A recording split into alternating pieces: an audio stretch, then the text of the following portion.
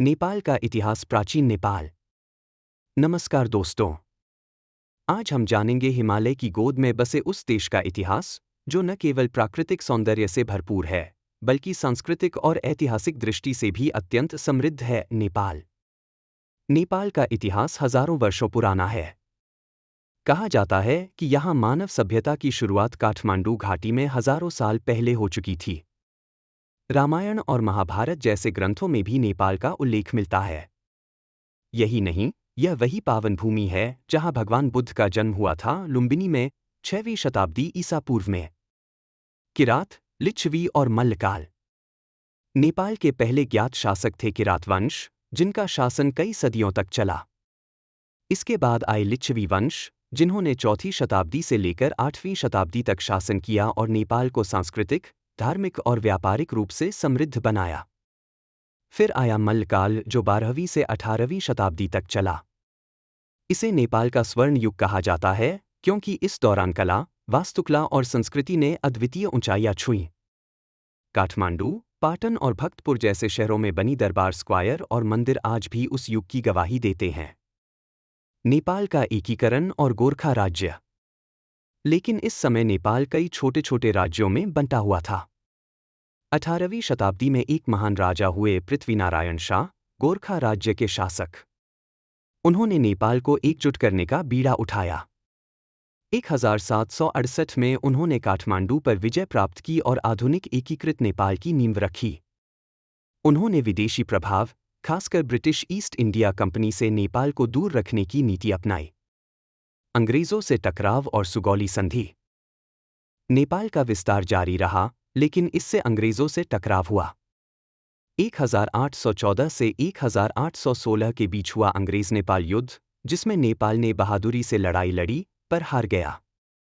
सुगौली संधि के तहत नेपाल ने अपने कई क्षेत्र जैसे कुमाऊं, गढ़वाल और सिक्किम अंग्रेजों को दे दिए। हालांकि नेपाल ने अपनी स्वतंत्रता बनाए रखी, जो उस समय एशिया में एक दुर्लभ बात थी। राणा शासन का उदय और अधिनायकवाद। 1846 में कोट हत्याकांड के बाद जंग बहादुर राणा ने सत्ता हथिया ली। उन्होंने राणा वंश की शुरुआत की, जो 104 वर्षों तक चला। राजा सिर्फ नाम के बने रह गए, असली सत्ता राणाओं के हाथ में थी। नेपाल को दुनिया से अलग थलग कर दिया गया। न आधुनिक शिक्षा, न तकनीकी विकास और जनता पर अत्याचार, सेंसरशिप और दमन जारी रहा। लोकतंत्र की शुरुआत और माओवादी विद्रोह। 20वीं शताब्दी में विश्व में स्वतंत्रता और लोकतंत्र की लहर नेपाल तक पहुंची। 1951 में जन क्रांति हुई और राणा शासन का अंत हो गया। नेपाल में संवैधानिक राजतंत्र और लोकतंत्र की शुरुआत हुई। लेकिन 1960 में राजा महेंद्र ने लोकतांत्रिक सरकार भंग कर दी और पंचायती तंत्र लागू किया। 1990 में हुए जन आंदोलन से फिर लोकतंत्र लौटा, लेकिन राजनीतिक अस्थिरता बनी रही। इसी दौरान 1996 में शुरू हुआ माओवादी विद्रोह। 10 वर्षों तक चला यह जनयुद्ध, जिसमें करीब 17,000 लोग मारे गए। यह संघर्ष राजशाही हटाने और जनवादी गणराज्य स्थापित करने के लिए था। राज परिवार हत्याकांड और गणराज्य की ओर।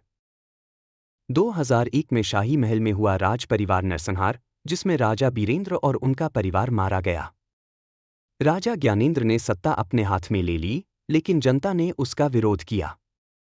2006 में हुआ जन आंदोलन 2, जिसमें जनता ने लोकतंत्र की बहाली की मांग की। राजा को सत्ता छोड़नी पड़ी और नेपाल ने माओवादियों के साथ शांति समझौता किया। गणराज्य की घोषणा और नया संविधान। 2008 में नेपाल को आधिकारिक रूप से संघीय लोकतांत्रिक गणराज्य घोषित किया गया। राजशाही का अंत हो गया। इसके बाद संविधान निर्माण की लंबी प्रक्रिया चली, जो काफी विवादों से घिरी रही।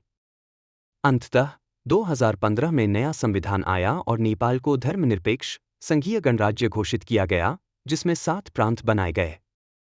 वर्तमान नेपाल और भविष्य की दिशा।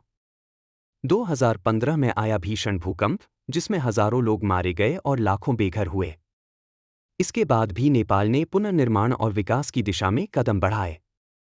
आज नेपाल लोकतंत्र के रास्ते पर चल रहा है, जहां बेरोजगारी, भ्रष्टाचार, शिक्षा और स्वास्थ्य जैसे मुद्दे सामने हैं।